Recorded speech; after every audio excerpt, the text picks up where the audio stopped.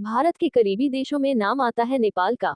इतिहास के ज्यादातर समय इन दोनों देशों के रिश्ते अच्छे ही रहे। लेकिन एक वक्त नेपाल ने योजना बनाई थी भारत पर हमला करने की और इसमें मदद मांगी थी चीन की। ये नौबत आई थी नेपाल और ईस्ट इंडिया कंपनी के बीच विवाद से। दरअसल ईस्ट इंडिया कंपनी ने भारत से लगे नेपाल के हिस्सों पर कब्जा जमाना शुरू कर दिया। बचाव के लिए गोरखा लोग ब्रिटिश थाने पर हमला करने लगे। उन्होंने कई अंग्रेजों को भी निशाना बनाया। इससे परेशान होकर अंग्रेजों ने साल 1814 में नेपाल के खिलाफ जंग छेड़ दी। ब्रिटिश सेना का पहला अभियान काफी हद तक नाकाम रहा। अंग्रेज नेपाल की राजधानी काठमांडू पर अधिकार नहीं कर सके। कालम के किले पर हमले के वक्त सैकड़ों अंग्रेज सिपाहियों के साथ उनका मशहूर कमांडर रॉबर्ट रोलो जिलेस्पी भी मारा गया। ये वही जिलेस्पी था जिसने 1806 के वेल्लोर विद्रोह को दबाया था, जिसे गुलाम भारत की पहली बगावत माना जाता है। गोरखा साम्राज्य ने अंग्रेजों से लड़ाई में चीनियों की मदद मांगी, लेकिन चीन को अंग्रेजों से दुश्मनी मोल लेने में कोई फायदा नजर नहीं आया। हालांकि यह जरूर हुआ कि उसने दोनों पक्षों के बीच मध्यस्थता की। इससे अंग्रेजों और नेपालियों के बीच चर्चित सुगौली संधि हुई। अंग्रेजों ने नेपाल के लाभदायक हिस्से पर कब्जा करके बाकी को स्वतंत्र रहने दिया। अपने महत्वपूर्ण हिस्सों को खोने की कसक नेपाल के मन में बनी रही, लेकिन वह चाहकर भी अंग्रेजों को अकेले युद्ध में हरा नहीं सकता था। इसलिए उसने चीन को शीशे में उतरना शुरू किया। नेपाल के राजा राजेंद्र विक्रम शाह ने कई बार चीन को आगाह किया कि अंग्रेजों ने समूचे भारत पर कब्जा कर लिया है। ऐसे में चीन भी ज्यादा देर तक उसने सुरक्षित नहीं रह सकेगा। इसलिए हमले का इंतजार करने के बजाय चीन को नेपाल से गठजोड़ करके भारत पर धावा बोल देना चाहिए। लेकिन चीन ने नेपाल के प्रस्ताव को अधिक गंभीरता नहीं लिया।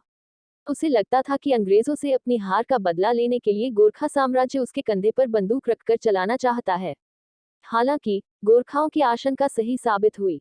जल्द ही अफीम के व्यापार को लेकर चीनियों और अंग्रेजों के रिश्ते खराब होने लगे। अंग्रेज भारत में जबरदस्ती अफीम की खेती कराते और उसे चीनियों को देकर उनसे चाय और रेशम लेते। इससे चीन पर दोहरी मार पड़ रही थी। एक ओर उसके लोग नशे के आदी हो रहे थे, तो दूसरी ओर व्यापार पर भी चोट पड़ रही थी। चीनियों ने अपने ग्वांगझोउ बंदरगाह पर अंग्रेजों की अफीम की करीब 1400 टन की खेप जब्त कर ली। यह अंग्रेजों के लिए बहुत बड़ा झटका था। उन्होंने अपना नशे का व्यापार जारी रखने के लिए 1839 में अफीम युद्ध छेड़ दिया। ये जंग 3 साल तक चली और इसमें चीनियों की हार हुई, बहुत बुरी तरह। इसी बीच नेपाल के राजा राजेंद्र विक्रम शाह ने एक बार फिर चीन के पास भारत पर हमले का प्रस्ताव भेजा। उन्होंने चीनी सम्राट दाओ गुआन, चाइनीज एम्परर डोगैंग को लिखे पत्र में हमले की पूरी रणनीति बताई। इसके मुताबिक चीन अगर नेपाल की सैन्य या आर्थिक मदद कर दे, तो वे लोग अंग्रेजों के खिलाफ जंग छेड़ देंगे।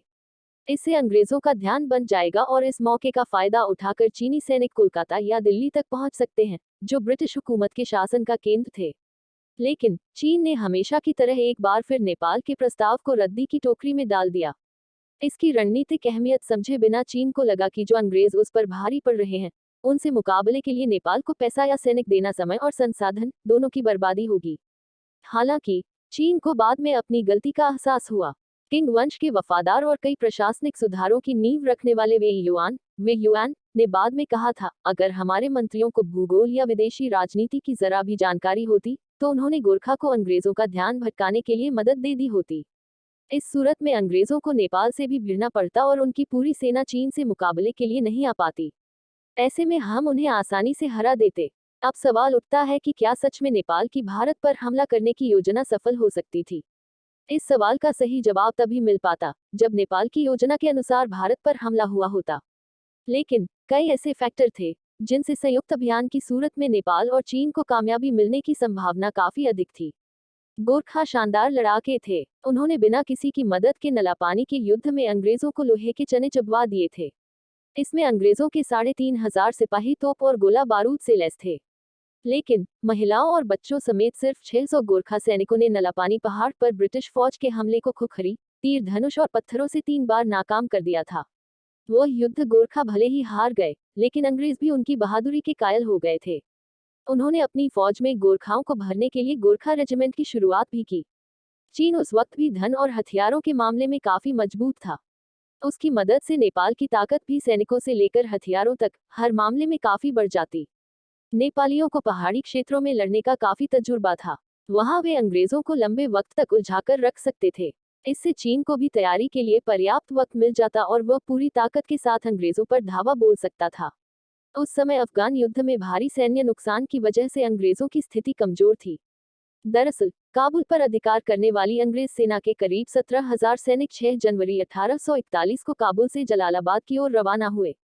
रास्ते में अफगानों ने उन्हें चारों से घेर लिया और पूरी सेना को मौत के घाट उतार दिया। इस दस्ते में से सिर्फ एक अंग्रेज जवान बचा, जो किसी तरह एक हफ्ते बाद जख्मी हालत में जलालाबाद पहुंचा। इन सब से जाहिर होता है कि उस समय हालात नेपाल के पक्ष में थे और उसे किसी चीज की जरूरत थी, तो बस चीन की मदद की। अगर चीन ने उस वक्त नेपाल की सहायता कर दी होती और उनकी योजना कामयाब हो जाती, तो न सिर्फ दक्षिण एशिया, बल्कि पूरी दुनिया का भी इतिहास बदल सकता था।